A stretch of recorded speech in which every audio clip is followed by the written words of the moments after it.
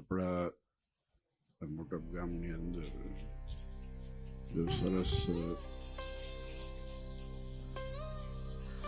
સરસ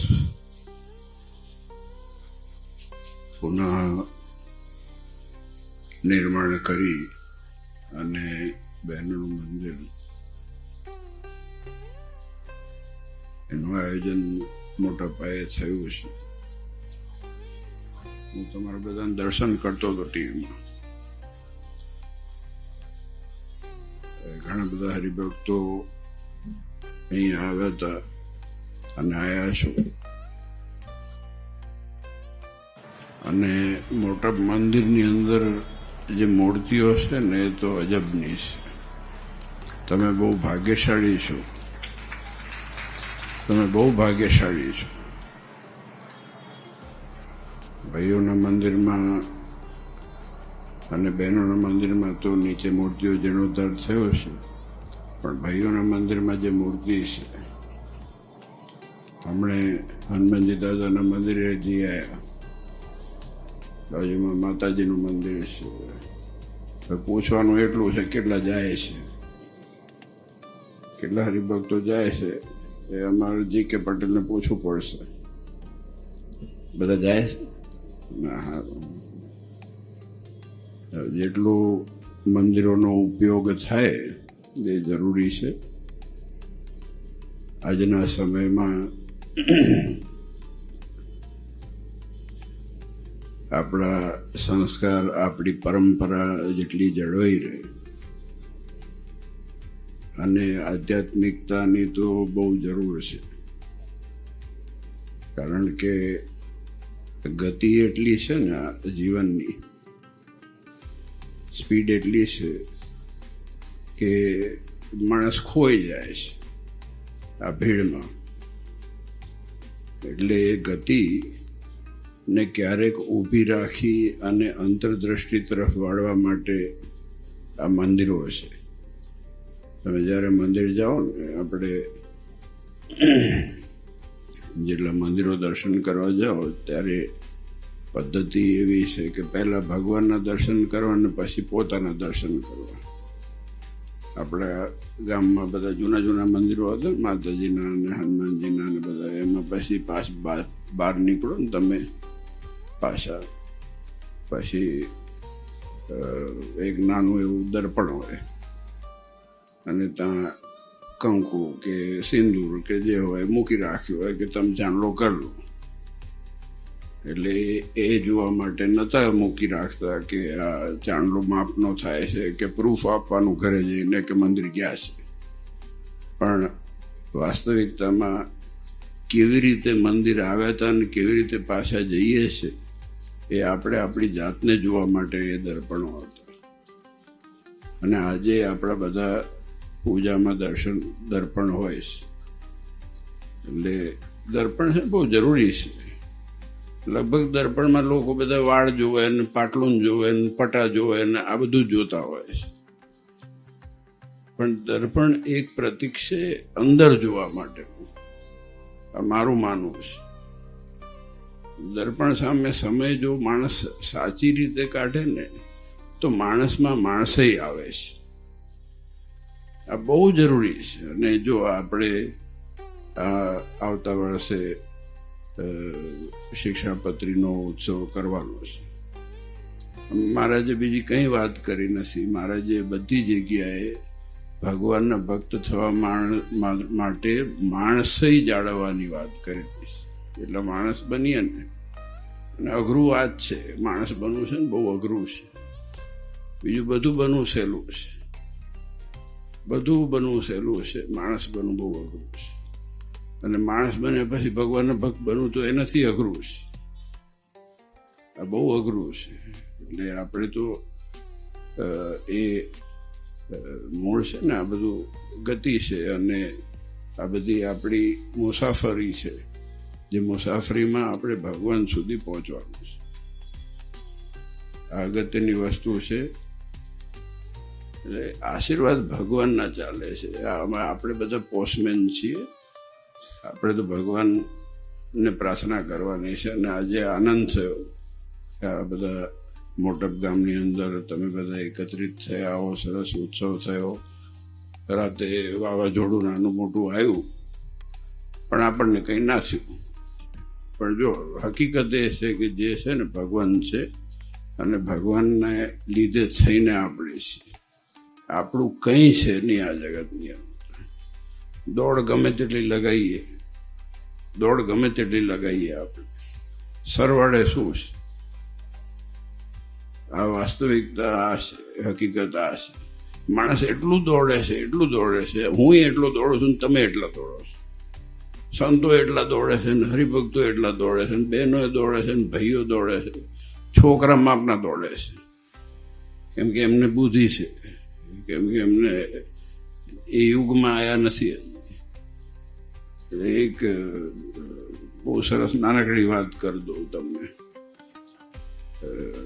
એક મોટું વાત, હવે ખબર નહીં દંતકથા હશે કે જે હશે એ, પણ એક બહુ મોટો ચક્રવર્તી રાજા નીકળ્યો ને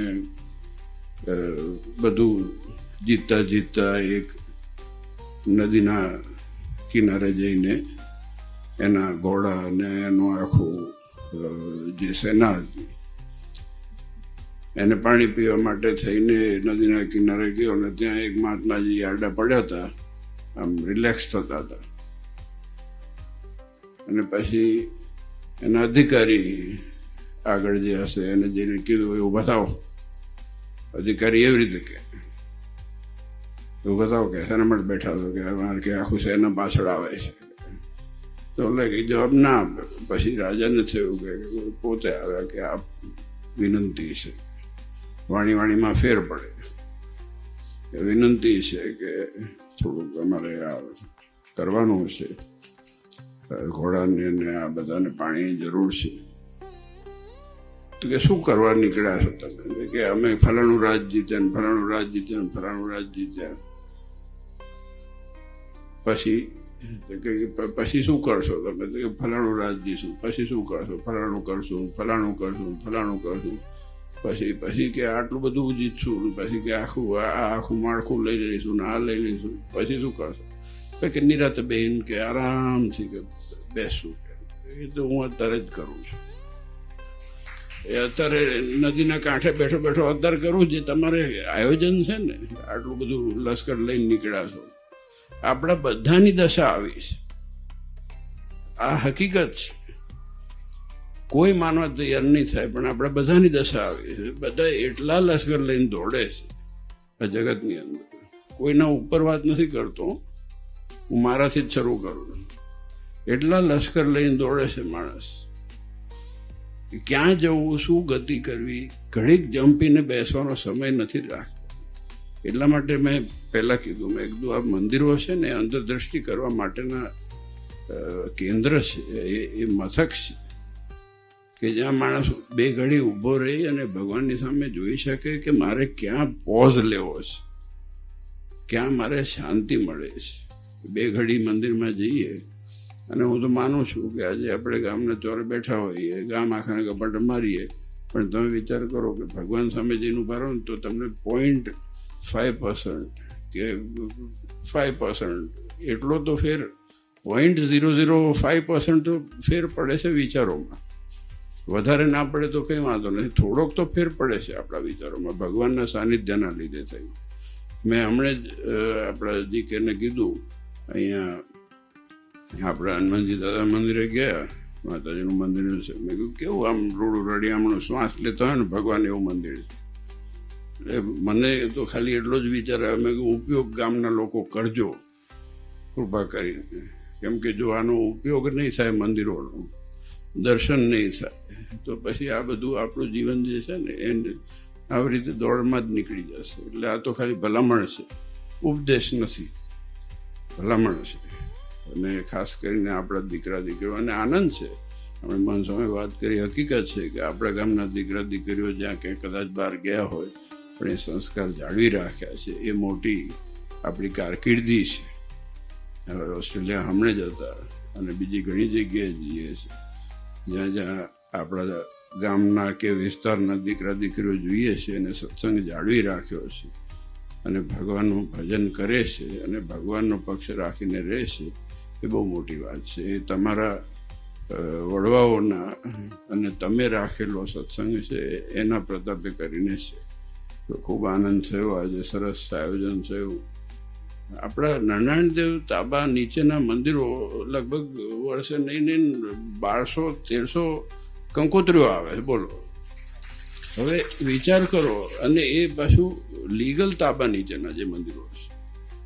અને એટલા બધા પ્રસંગો. હવે કોઈ માણસ એમ કે આ સંતો કામ નથી કરતા, સંતો બેહી રહે છે ને લાડવા ખાય, તો કેવી સેટિંગ થાય? હરિભક્તો કંઈ નથી કરતા, એવી વાત જ નથી. આટલું જાગૃત 1200-1300 કંકોત્રીઓ એમને આવતી હશે. પણ ખૂબ આનંદ થયો. આજે આપણે આપણા ગામની અંદર આવું સરસ આયોજન થયું અને આપ સૌએ જે સેવા કરી, અને બહુ નિકટ છે અમારે તો આ બધા તમારા ગામના જેટલા આગેવાનો છે ને, અમારે બહુ નિકટ છે અને મંદિર સાચવે છે અને મંદિરના વહીવટમાં પણ ખૂબ રસ લઈને કામ કરે છે. એટલે મમત્વને પોતાપણું થાય છે. અને એટલે જ લખાયું ત્યારે તો તાળઝાળ ગરમી હતી. પછી મને તો વિચાર આવ્યો, મેં કંઈક બહાનું કાઢું. હવે ગરમી ઘણી ચાલતી હતી ને, પછી તો ભગવાન દયા કરી, તમારો થોડોક વરસાદ આવી ગયો, ટાઢું થઈ ગયું. તો બહાનું કાઢવાનો વિચાર આવતો હતો ખરો. હું છે કહું છું, નિખાલસ થવું ને સારું છે. ક્યારેક છે ને નિખાલસ થઈ જ જવું જોઈએ, ક્યારેક ને કાયમ થઈ જવું જોઈએ. બીજું બનાવવું ના પડે કથા બધી. નિખાલસતામાં જે સુખ છે ને, ભગવાન નિખાલસ થઈને ભગવાનમાં જેવા સેવા થઈને જઈએ ને તો બહુ મજા આવે. જિંદગીમાં નિખાલસ રહીએ ને તો જ મજા આવે. ભલે કોઈક બે માણસ નહીં ગમે તો નહીં ગમે, શું કરીએ હવે? બધાને કોઈ આપણે ગમતા નથી ગમતા દુનિયામાં. આમ નહીં આમ કાન તો પકડવાના જ છે કોકનો કોક. પણ નિખાલસતામાં સુખ છે. ભગવાનને ગમે નિખાલસ. તો આજે આપ સૌ હરિભક્તો જે સેવા કરી, અનેક ધન્યવાદ છે. અને આ ગામને પણ અનેક ધન્યવાદ છે. બસ ભગવાનના થઈને રહેજો અને દેવને આગળ રાખજો. ને આ બધા મંદિરો આપણા ગામની અંદર છે, એનો ખૂબ સદુપયોગ કરજો. એ જ તમને ભગવાન બળ અને શક્તિ આપે. બીજું બધું તો ભગવાન આપવાના જ છે અને આપ્યું જ છે. પણ ભગવાન રાખવાનું અને ભગવાન આપણા જીવનમાં હંમેશા રહે અને એનું બળ અને શક્તિને આપ સૌને ભગવાન મંગળ કરે, એ નાના ચરણોમાં પ્રાર્થના.